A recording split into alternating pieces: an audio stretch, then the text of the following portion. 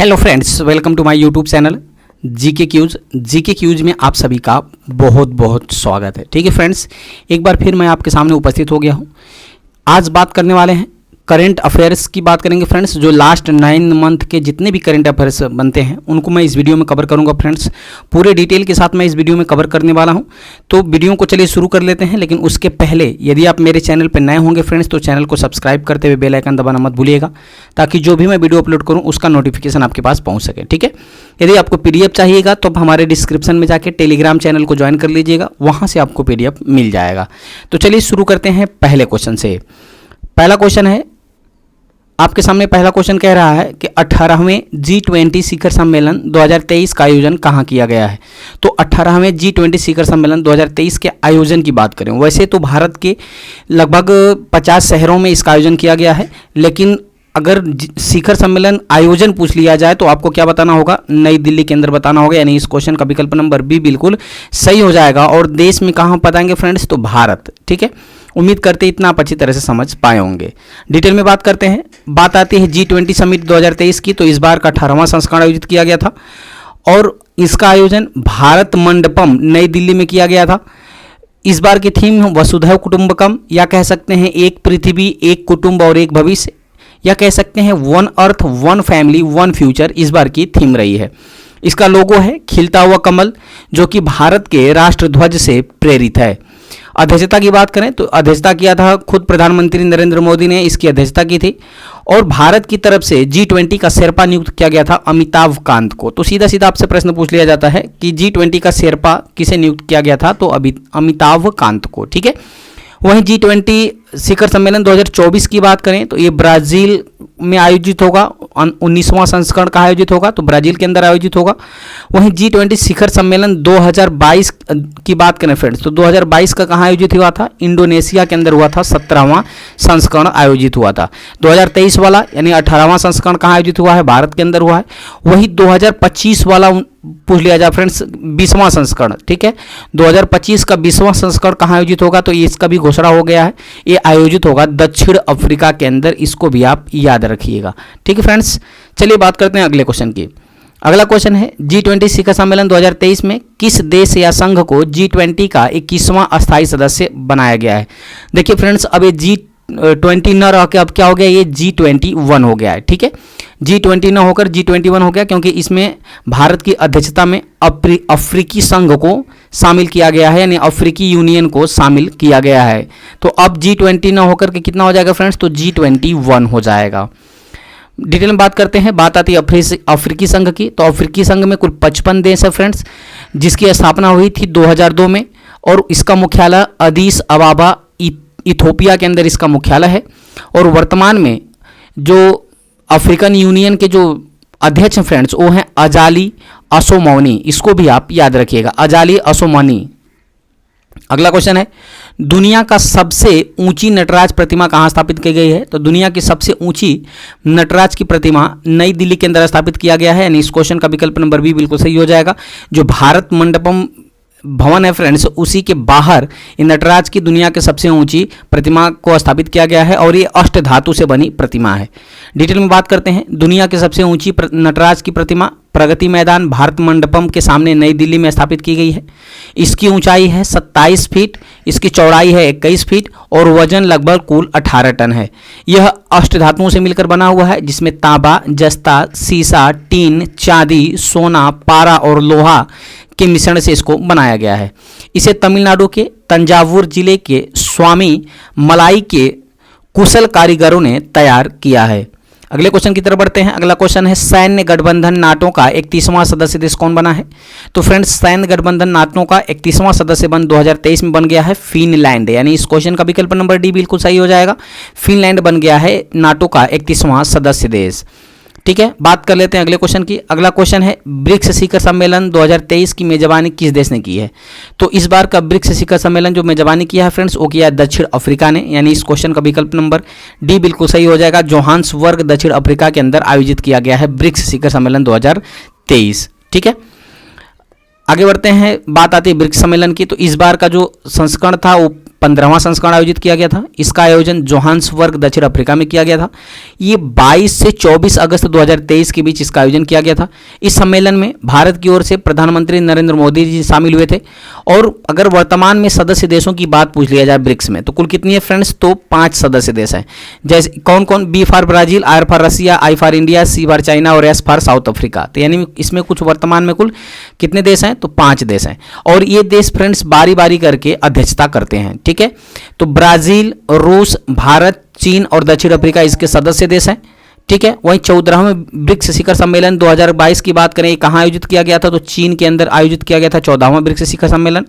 15वां BRICS शिखर सम्मेलन 2023 का आयोजन हुआ था दक्षिण अफ्रीका के अंदर आयोजित किया गया था।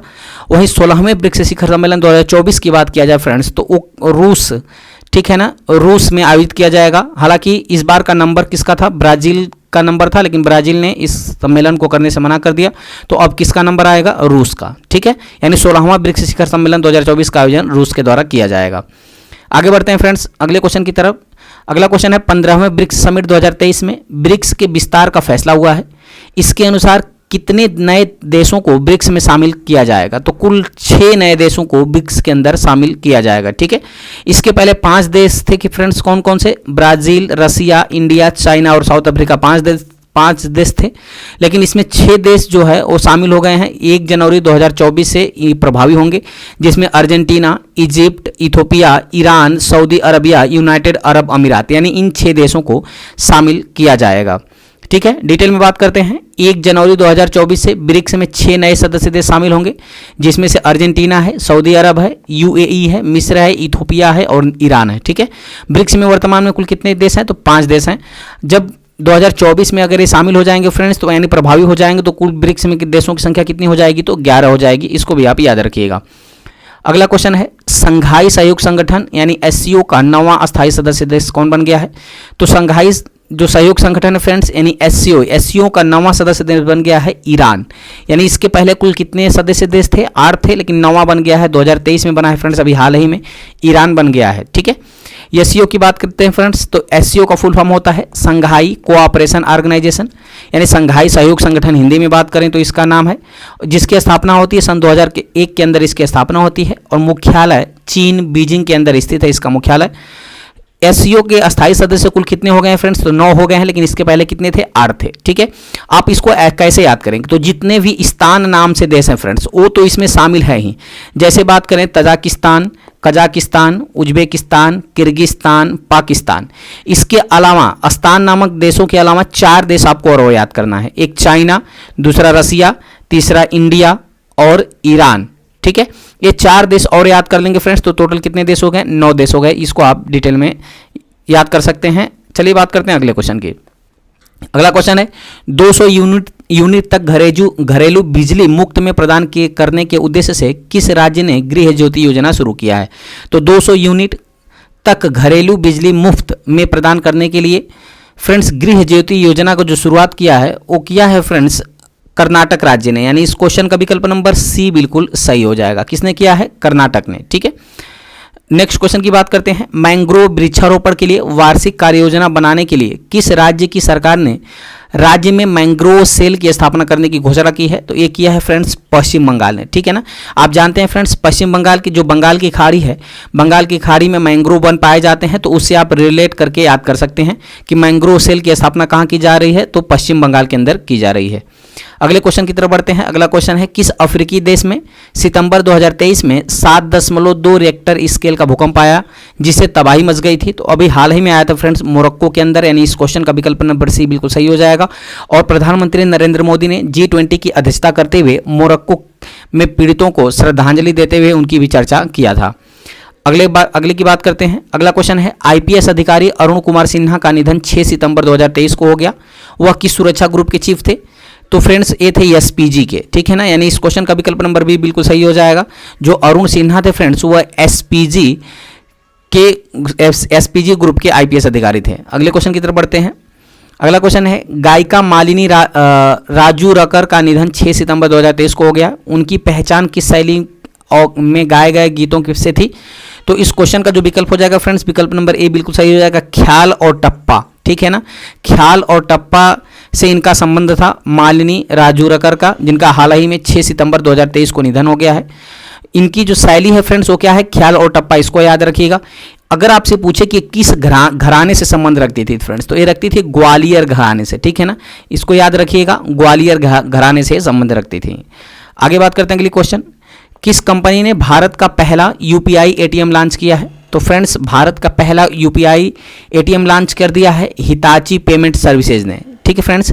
यानी इसमें बिना आप एटीएम का क्यूआर कोड से या फिर यूपीआई के माध्यम से आप पेमेंट कर सकते हैं।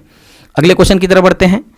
इसके पहले जानते हैं जापानी कंपनी हिताची लिमिटेड सर्विसेज ने national payment corporation of India यानी एनपीसीआई के साथ मिलकर भारत का पहला यूपीआई एटीएम लॉन्च किया है। एटीएम का जो नाम है फ्रेंड्स वो Hitachi money spot UPI ATM है। इस एटीएम को मुंबई में आयोजित ग्लोबल फिनटेक फेस्ट में लगाया गया है। अगले क्वेश्चन की तरफ बढ़ते हैं। अगला क्वेश्चन है चंद्रयान 3 के काउंट डाउन को आवाज देने वाली साइंटिस्ट कौन थी जिनका निधन हो गया है? तो काउंट डाउन का मतलब जैसे फ्रेंड्स जो आवाज काउंट डाउन जैसे 10, 9, 8, 7 ऐसे जो आवाज दिया करती थी फ्रेंड्स उनका निधन हो गया है। तो इस क्वेश्चन का विकल्प नंबर ए बिल्कुल सही हो जाएगा, वो थी एन वलारमथी। कौन थी? एन वलारमथी, यानी इस क्वेश्चन का विकल्प नंबर ए बिल्कुल सही हो जाएगा। अगले क्वेश्चन की तरफ बढ़ते हैं। अगला क्वेश्चन है हाल ही में पूर्व दिग्गज क्रिकेटर हीथ स्ट्रिक का निधन हो गया, वह किस देश के पूर्व क्रिकेटर थे? तो फ्रेंड्स ये थे, ठीक है ना, जिम्बाब्वे के क्रिकेटर थे, यानी जिम्बाब्वे के कप्तान थे, यानी इस क्वेश्चन का विकल्प नंबर डी बिल्कुल सही हो जाएगा। अगले क्वेश्चन की तरफ बढ़ते हैं। अगला क्वेश्चन है डूरंड कप 2023 का खिताब किस टीम ने जीता है? तो पहले आपको ये फ्रेंड्स पता होना चाहिए कि डूरंड टीम का खिताब किसने जीता है। तो इस क्वेश्चन का जो विकल्प हो जाएगा फ्रेंड्स वो विकल्प नंबर सी बिल्कुल सही हो जाएगा, मोहन बगान टीम ने इसको जीता है डूरंड कप को, ठीक है। बात कर लेते हैं फ्रेंड्स कि ये एक जो डूरंड कप है ये घरेलू प्रतियोगिता है, इसको भी आप याद रखिएगा। अगले क्वेश्चन की तरफ बढ़ते हैं। किस राज्य में महिला स्व सहायता समूहों द्वारा संचालित देश का पहला टोल प्लाजा शुरू किया गया है? तो महिला स्व सहायता समूहों द्वारा संचालित देश का पहला टोल प्लाजा जो शुरू किया गया फ्रेंड्स वो किया गया है मध्य प्रदेश के द्वारा, यानी इस क्वेश्चन का विकल्प नंबर ए बिल्कुल सही हो जाएगा, ठीक है। अगले क्वेश्चन की तरफ बढ़ते हैं। गृह मंत्रालय के ऑपरेशन मुस्कान के तहत किस शहर की पुलिस ने 5000 से ज्यादा नाबालिगों को बचाया और उनको पुनर्वास कराया था? तो फ्रेंड्स ये मुंबई की पुलिस ने, ठीक है ना, मुंबई की पुलिस ने फ्रेंड्स एक खास ऑपरेशन के माध्यम से यानी ऑपरेशन मुस्कान के माध्यम से जो फ्रेंड्स नाबालिग व्यक्ति थे उनको बचाया है और पुनर्वास फिर से उनका पुनर्वास कराया है, ठीक है। चलिए बढ़ते हैं अगले क्वेश्चन की तरफ। अगला क्वेश्चन है किस भाषाई फिल्मों के एक्टर और कॉमेडियन आर.एस. शिवाजी का निधन 2 सितंबर 2023 को हो गया है? तो फ्रेंड्स जो कॉमेडियन एक्टर और कॉमेडियन है जिनका नाम है आर.एस. शिवाजी, इनका निधन 2 सितंबर 2023 को हो गया। तो ये किस भाषा से संबंधित है फ्रेंड्स? तो यह तमिल भाषा से, यानी इस क्वेश्चन का विकल्प नंबर बी बिल्कुल सही हो जाएगा। बात करते हैं अगले क्वेश्चन की। अगला क्वेश्चन है global finance central banker report 2023 में आरबीआई गवर्नर शक्तिकांत दास को कौन सी रेटिंग मिली है? तो उनको मिली फ्रेंड्स ए+ रेटिंग, ठीक है ना। शक्तिकांत दास को global finance central banker report 2023 में ए+ रेटिंग दिया गया है। अगले क्वेश्चन की तरफ बढ़ते हैं। विस्तारा एयरलाइंस का विलय किस एविएशन कंपनी के साथ किया गया है? तो वो किया गया है फ्रेंड्स एयर इंडिया, यानी इस क्वेश्चन का जो विकल्प है विकल्प नंबर ए बिल्कुल सही हो जाएगा। विस्तारा कंपनी का जो विलय हो गया है वो एयर इंडिया के में विलय हो गया है, ठीक है। बात करते हैं अगले क्वेश्चन की। भारतीय फिल्म एवं टेलीविजन संस्थान FTII पुणे का अध्यक्ष किस एक्टर को बनाया गया है? तो ये बनाया गया फ्रेंड्स आर माधवन को, यानी इस क्वेश्चन का विकल्प नंबर बी बिल्कुल सही हो जाएगा। आर माधवन को भारतीय फिल्म एवं टेलीविजन संस्थान पुणे का अध्यक्ष नियुक्त किया गया है। अगले क्वेश्चन की तरफ बढ़ते हैं। अगला क्वेश्चन है एक देश एक चुनाव के मुद्दे पर केंद्र सरकार ने किसकी अध्यक्षता में 8 सदस्यीय कमेटी का गठन किया है? तो ये फ्रेंड्स पूर्व राष्ट्रपति रहे हैं रामनाथ कोविंद की अध्यक्षता में एक देश एक चुनाव के मुद्दे पर केंद्र सरकार ने 8 सदस्यीय कमेटी का गठन किया है।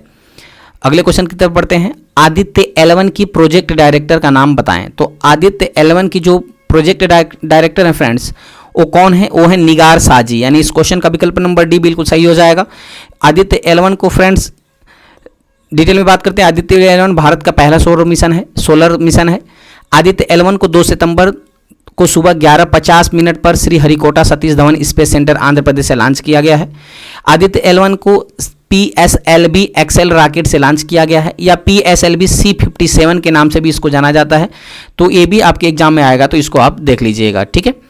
अगले क्वेश्चन की तरफ बढ़ते हैं। रेलवे बोर्ड की पहली महिला चेयरपर्सन और सीईओ कौन बनी हैं? तो रेलवे बोर्ड की पहली महिला पर्सन और सीईओ बन गई हैं जया वर्मा सिन्हा, यानी इस क्वेश्चन का विकल्प नंबर ए बिल्कुल सही हो जाएगा फ्रेंड्स, जया वर्मा सिन्हा बन गई हैं। ठीक है, इन्होंने फ्रेंड्स अनिल कुमार लाहौटी की जगह ली है। ठीक है, अगले क्वेश्चन की तरफ बढ़ते हैं। अगला क्वेश्चन है प्रेस सूचना ब्यूरो पीआईबी के नए महानिदेशक कौन बने हैं? ठीक है फ्रेंड्स, तो पीआईबी के नए महानिदेशक की अगर बात करें तो इस क्वेश्चन का विकल्प नंबर बी बिल्कुल सही हो जाएगा, मनीष देसाई। मनीष देसाई बन गए फ्रेंड्स प्रेस सूचना ब्यूरो पीआईबी के नए प्रधान महानिदेशक। अगले क्वेश्चन की तरफ बढ़ते हैं। अगला क्वेश्चन है भारतीय मूल के व्यक्ति का नाम बताएं जो सिंगापुर के 9वें राष्ट्रपति चुने गए हैं। तो सिंगापुर के जो 9वें राष्ट्रपति चुने गए हैं फ्रेंड्स, वो चुने गए हैं थर्मन सनगुमरत्नम। कौन है? थर्मन सनगुममुगरत्नम जो हैं ये चुने गए हैं सिंगापुर के 9वें राष्ट्रपति। तो चलिए अब हम बात कर लेते हैं फ्रेंड्स कि जो भारतीय मूल के जो व्यक्ति हैं उसके पहले आपको जान लेते हैं कि सिंगापुर की बात आती है तो सिंगापुर एशिया महाद्वीप में स्थित एक देश है जिसकी राजधानी सिंगापुर है, मुद्रा सिंगापुर डॉलर है और प्रधानमंत्री वर्तमान में ली सिन लुंग हैं।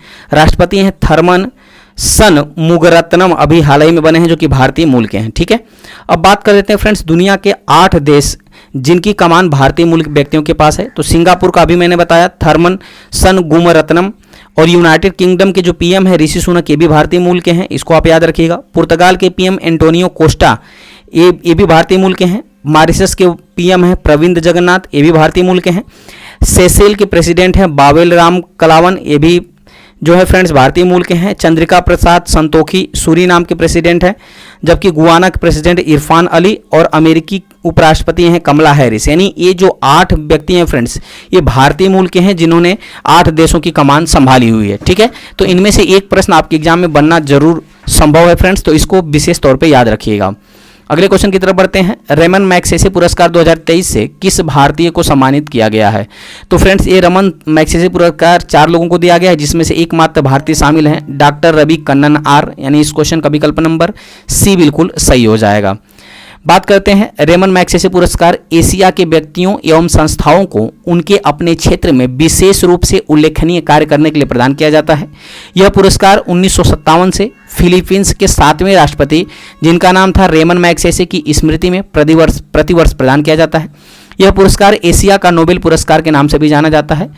रेमन मैग्सेसे पुरस्कार पाने वाले प्रथम भारतीय व्यक्ति थे विनोबा भावे, जिनको 1958 में रेमन मैग्सेसे पुरस्कार दिया गया था। ठीक है, रेमन मैग्सेसे पुरस्कार 2023 में 4 लोगों को सम्मानित किया गया है जिसमें से डॉक्टर रवि कन्नन आर जो कि भारत के हैं, ये कैंसर रोग विशेषज्ञ हैं, और कोरवी रच्छंद जो कि बांग्लादेश के हैं, यूजेनियो लेमोस जो कि तिमोर लेस्ते देश के हैं, कृषि विशेषज्ञ हैं, और मरियम कोरोनेल को मिला है फेरर को फ्रेंड्स जो कि फिलीपींस की हैं। यानी ये 4 लोगों को मिला है जिसमें एकमात्र भारतीय हैं डॉक्टर रवि कन्नन आर, इसको भी आप याद रखिएगा। अगला क्वेश्चन है स्वराज ट्रैक्टर ने अपना ब्रांड एम्बेसडर किसे नियुक्त किया है? तो स्वराज ट्रैक्टर ने फ्रेंड्स महेंद्र सिंह धोनी को अपना ब्रांड एम्बेसडर नियुक्त किया है, यानी इस क्वेश्चन का विकल्प नंबर बी बिल्कुल सही हो जाएगा। अगले क्वेश्चन की तरफ बढ़ते हैं। अगला क्वेश्चन है अमेरिकी राज्य जॉर्जिया ने किस महीने को आधिकारिक तौर पर हिंदू विरासत माह घोषित किया है? तो अक्टूबर को फ्रेंड्स, ठीक है, आधिकारिक तौर पर हिंदू विरासत माह घोषित किया है, यानी इस क्वेश्चन का विकल्प नंबर बी बिल्कुल सही हो जाएगा। अगले क्वेश्चन की तरफ बढ़ते हैं। अंतर्राष्ट्रीय एमी डायरेक्टोरेट अवार्ड पाने वाली पहली भारतीय महिला कौन है? तो अंतर्राष्ट्रीय एमी डायरेक्टोरेट अवार्ड पाने वाली जो पहली भारतीय महिला फ्रेंड्स वो है एकता कपूर, यानी इस क्वेश्चन का विकल्प नंबर बी बिल्कुल सही हो जाएगा। बात करते हैं अगले क्वेश्चन की। अगला क्वेश्चन है भारत में पिछले 100 साल में अगस्त 2023 में सबसे कम बारिश हुई है, यह औसत से कितनी कम रही है? तो ये लगभग 36% औसत बारिश से कम रही है, यानी इस क्वेश्चन का विकल्प नंबर सी बिल्कुल सही हो जाएगा। अगले क्वेश्चन की बात करते हैं। अगला क्वेश्चन है मिस अर्थ इंडिया 2023 का खिताब किसने जीता है? तो ये जीत लिया है फ्रेंड्स प्रियन सैन ने, यानी मिस अर्थ इंडिया 2023 का खिताब प्रियन सैन ने जीत लिया है। ये फ्रेंड्स राजस्थान की रहने वाली हैं, राजस्थान के जयपुर की रहने वाली हैं प्रियन सैन, इसको भी आप याद रखिएगा। वहीं अगर आपसे फेमिना मिस इंडिया का खिताब किसने जीता फ्रेंड्स? तो वो जीता है नंदनी गुप्ता ने, जो कि राजस्थान कोटा राजस्थान की रहने वाली हैं, उनको भी याद रखिएगा। जबकि मिस अर्थ इंडिया पूछे तो प्रियन सैन, और फेमिना मिस इंडिया पूछे तो वो जीता फ्रेंड्स नंदनी गुप्ता। अगले क्वेश्चन की तरफ बढ़ते हैं। अगला क्वेश्चन है हाल ही में कार्नेगी कॉर्पोरेशन ऑफ न्यूयॉर्क की वर्ष 2023 की महान प्रवासियों की सूची में एकमात्र कौन भारतीय शामिल है, तो वो है फ्रेंड्स अजय बंगा, यानी इस क्वेश्चन का विकल्प नंबर बी बिल्कुल सही हो जाएगा। अजय बंगा की बात आती है फ्रेंड्स, तो ये विश्व बैंक के, ठीक है ना, ये विश्व बैंक के अध्यक्ष भी हैं वर्तमान में, जो कि हाल ही में बने हैं 14वें नंबर के अध्यक्ष। ठीक है, अगले क्वेश्चन की बात करते हैं। सबसे तेज बैडमिंटन स्मैश का नया गिनीज वर्ल्ड रिकॉर्ड किसने बनाया है, तो बनाया है फ्रेंड्स सात्विक साईराज रंकीरेड्डी ने।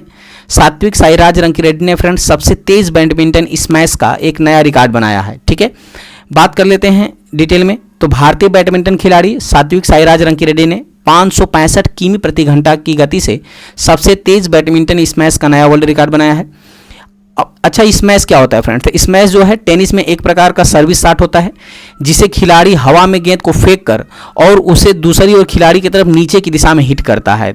ठीक है, अगले क्वेश्चन की बात करते हैं। अगला क्वेश्चन है, केंद्रीय गृह मंत्री अमित शाह ने किस राज्य पर भगवान श्री राम की 108 फीट ऊंची प्रतिमा की आधारशिला रखी है, तो इस क्वेश्चन का जो विकल्प हो जाएगा फ्रेंड्स, विकल्प नंबर बी बिल्कुल सही हो जाएगा, कुर्नूल के अंदर। और कुर्नूल पड़ता कहाँ है फ्रेंड्स, तो कुर्नूल पड़ता है आंध्र प्रदेश के अंदर। ठीक है ना, इसको आप याद रखिएगा, जहां पे केंद्रीय गृह मंत्री अमित शाह ने भगवान श्री राम की 108 फीट ऊंची प्रतिमा की आधारशिला रखी है। अगले क्वेश्चन की तरफ बढ़ते हैं। नॉर्थ चैनल पार करने वाले विश्व के सबसे कम उम्र के व्यक्ति यानी भारतीय हैं, कौन बन गए हैं फ्रेंड्स, तो ये भारतीय हैं, इनका नाम है अंशुमन झिंगरन, यानी इस क्वेश्चन का विकल्प नंबर डी बिल्कुल सही हो जाएगा। ये बात करें फ्रेंड्स, तो ये मुंबई के रहने वाले हैं और ये मात्र जो है फ्रेंड्स 18 वर्ष की उम्र में नॉर्थ चैनल को पार किया है। अगले क्वेश्चन की बात करते हैं। अगला क्वेश्चन है, रेलवे सुरक्षा बल यानी आरपीएफ के नए महानिदेशक और डीजी कौन बने हैं फ्रेंड्स, तो वो बन गए हैं मनोज यादव, यानी इस क्वेश्चन का विकल्प नंबर ए बिल्कुल सही हो जाएगा। मनोज यादव रेलवे सुरक्षा बल यानी आरपीएफ के नए महानिदेशक बन गए हैं। अगले क्वेश्चन की तरफ बढ़ते हैं। प्रधानमंत्री नरेंद्र मोदी ने रामसर स्थलों के संरक्षण के लिए किस योजना को शुरू किया है, तो इस क्वेश्चन का जो विकल्प हो जाएगा फ्रेंड्स, विकल्प नंबर ए बिल्कुल सही हो जाएगा, अमृत धरोहर योजना। ठीक है, प्रधानमंत्री नरेंद्र मोदी ने अमृत धरोहर योजना की शुरुआत किया है रामसर स्थलों के संरक्षण के लिए। अगला क्वेश्चन है, दुनिया का सबसे बड़ा रामायण मंदिर का निर्माण कार्य कहाँ शुरू हुआ है, तो दुनिया के सबसे बड़े रामायण मंदिर का जो कार्य है फ्रेंड्स, वो पूर्वी चंपारण बिहार के अंदर शुरू हुआ है, यानी इस क्वेश्चन का विकल्प नंबर सी बिल्कुल सही हो जाएगा। कहाँ, पूर्वी चंपारण बिहार के अंदर। अगले क्वेश्चन की तरफ बढ़ते हैं। जो ये मंदिर है फ्रेंड्स, ये 2025 तक बनकर तैयार हो जाएगा, ये लक्ष्य रखा गया है।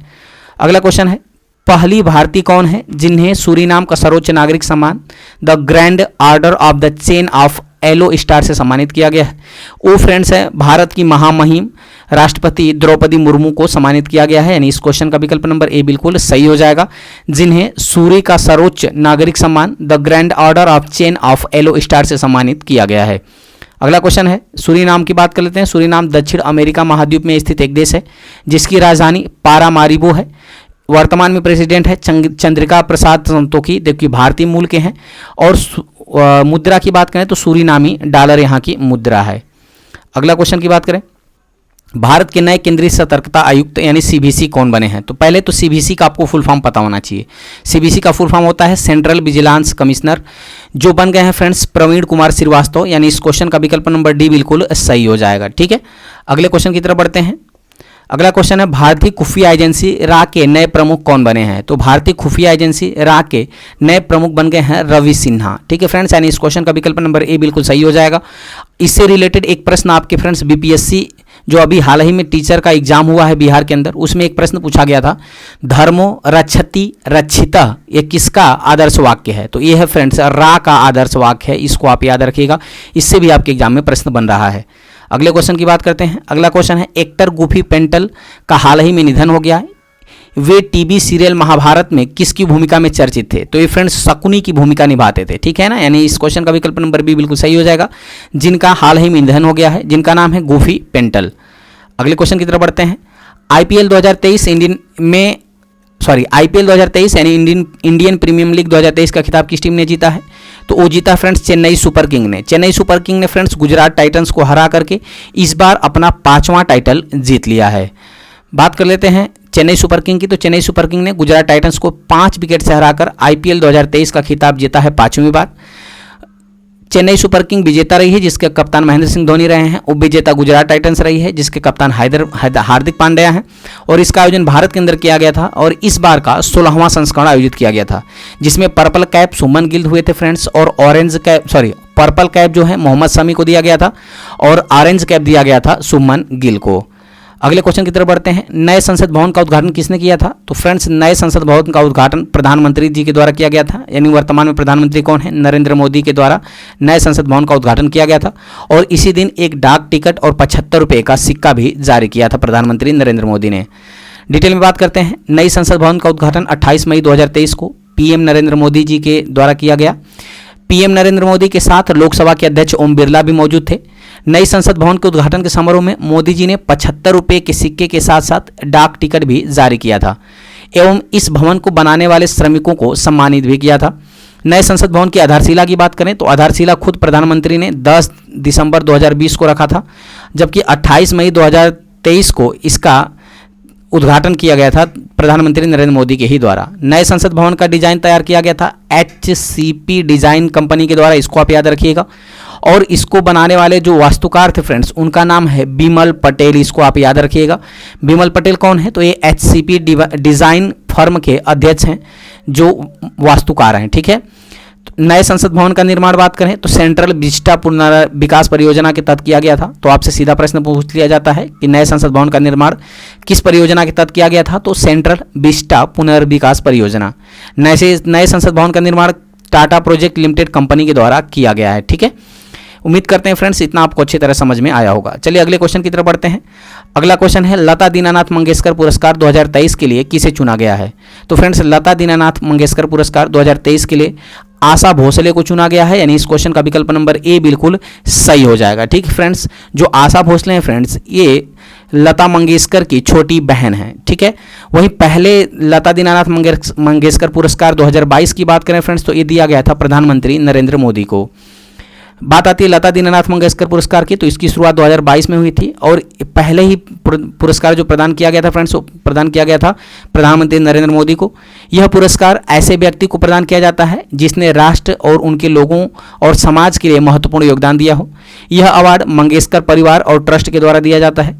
लता दीनानाथ मंगेशकर पुरस्कार 2023 में गायिका आशा भोसले, जो कि लता मंगेशकर की छोटी बहन है, उनको दिया गया है, जबकि 2022 वाला दिया गया है प्रधानमंत्री नरेंद्र मोदी को।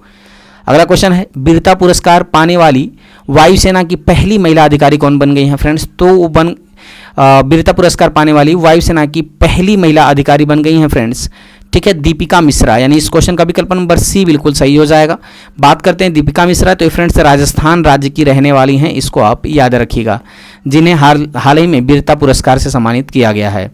अगला क्वेश्चन की बात करते हैं। अगला क्वेश्चन है साइकिलिंग फेडरेशन ऑफ इंडिया यानी CFI के नए अध्यक्ष कौन चुने गए हैं? तो साइकिलिंग फेडरेशन ऑफ इंडिया यानी CFI के नए अध्यक्ष चुन लिए गए हैं फ्रेंड्स पंकज सिंह, यानी इस क्वेश्चन का विकल्प नंबर बी बिल्कुल सही हो जाएगा। अगले क्वेश्चन की तरफ बढ़ते हैं। 68वें फिल्म फेयर अवार्ड 2023 में किस फिल्म को सर्वश्रेष्ठ फिल्म का अवार्ड दिया गया था? तो ये दिया गया था फ्रेंड्स गंगूबाई काठियावाड़ी के लिए, ठीक है। गंगूबाई काठियावाड़ी को 68वें फिल्म फेयर अवार्ड 2023 में सर्वश्रेष्ठ फिल्म का अवार्ड दिया गया था। बात करते हैं 68वें फिल्म फेयर अवार्ड 2023 की, तो इसमें बेस्ट फिल्म का अवार्ड गंगूबाई काठियावाड़ी को दिया गया था। बेस्ट एक्टर का अवार्ड राजकुमार राव, उनकी फिल्म बधाई हो के लिए दिया गया है। बेस्ट एक्ट्रेस का अवार्ड दिया गया है आलिया भट्ट को, इनकी फिल्म गंगूबाई काठियावाड़ी के लिए। वहीं बेस्ट डायरेक्टर का अवार्ड दिया गया है संजय लीला भंसाली, गंगूबाई काठियावाड़ी मूवी के लिए। लाइफ टाइम अचीवमेंट पुरस्कार जो है फ्रेंड्स ये काफ़ी इंपॉर्टेंट है, ये प्रेम चोपड़ा जी को दिया गया है, जो कि एक निर्देशक हैं, इसको भी आप याद रखिएगा। अगले क्वेश्चन की तरफ बढ़ते हैं। ये क्वेश्चन ये जो है फ्रेंड्स ये आपके लिए होमवर्क का क्वेश्चन है, इसका कमेंट में आप हमें आंसर जरूर दीजिएगा। क्वेश्चन है फसलों को आवारा जानवरों से बचाने के लिए किस राज्य सरकार ने मुख्यमंत्री खेत सुरक्षा योजना शुरू की है? तो फ्रेंड्स इस 4 विकल्प हैं आपके सामने, चारों में कोई एक आंसर सही होगा, इसको आप हमें कमेंट में करके जरूर आंसर दीजिएगा। साथ ही साथ ये भी बताइएगा कि आपको वीडियो कैसी लगी। यदि वीडियो की क्वालिटी, कंटेंट और आपके सत्येंद्र सर की मेहनत आपको पसंद आ रही है फ्रेंड्स, तो चैनल को सब्सक्राइब करते हुए बेल आइकन दबाना मत भूलिएगा, ठीक है फ्रेंड्स। अगर अच्छा लगा तो वीडियो को लाइक करिएगा, शेयर करिएगा, साथ ही साथ सब्सक्राइब करते हुए बेल आइकन जरूर दबाइएगा, ठीक है फ्रेंड्स। तो चलिए मिलते हैं ऐसे ही मजेदार टॉपिक के साथ अगली वीडियो में। Thanks for watching. अन्य इन्फॉर्मेटिव वीडियो के लिए फ्रेंड्स आप हमारे प्लेलिस्ट को